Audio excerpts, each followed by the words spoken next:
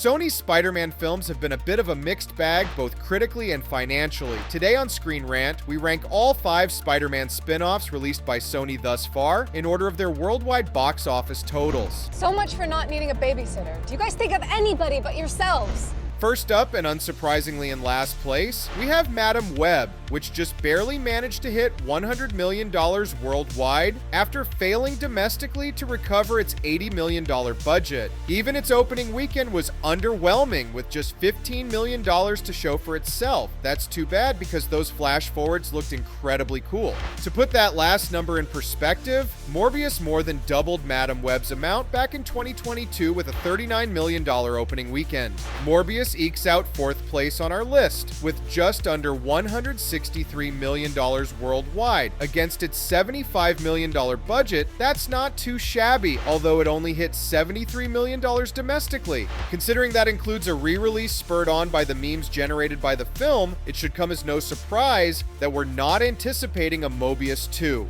Although, who knows? Maybe fans can meme their way into tricking Sony to revisit one of their most mocked properties. Yeah, we are Venom. While its journey through theatrical release isn't quite over, it's safe to say that Venom: The Last Dance sits comfortably at number 3 on our list, with nearly $195 million in worldwide box office receipts at the time of this video. That's about $180 million away from Spider-Man Into the Spider-Verse, which interestingly actually loses out to Last Dance and even Morbius for opening weekend receipts. Last Dance debuted to $51 million, while the first Spider-Verse debuted to just $35 million.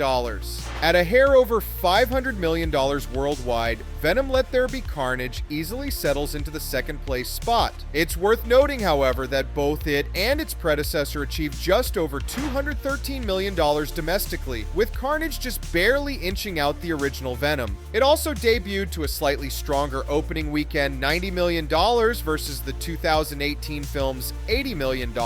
With a budget of $110 million, it's no surprise that we got the 3rd part of the trilogy so soon after. We are Venom.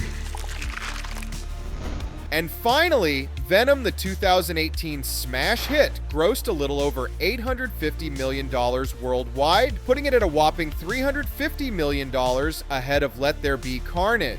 It's worth noting that Venom is also the top dog in the entire Sony Spider-Man canon, even beating out Spider-Man Across the Spider-Verse in worldwide receipts. That film made $681 million, which, while respectable and impressive in its own right, doesn't lay a finger on Venom's total. Domestically, Venom is edged out significantly by Across the Spider-Verse's $381 million domestic box office versus Venom's $213 million. Of course, this list is subject to change, with Kraven the Hunter set for release December 13th. Could it take the top spot from Venom? We doubt it, but hopefully it can at least beat out the underwhelming Madam Web. What do you think? Let us know in the comments. Thank you for watching ScreenRant, and stay tuned for more movie news.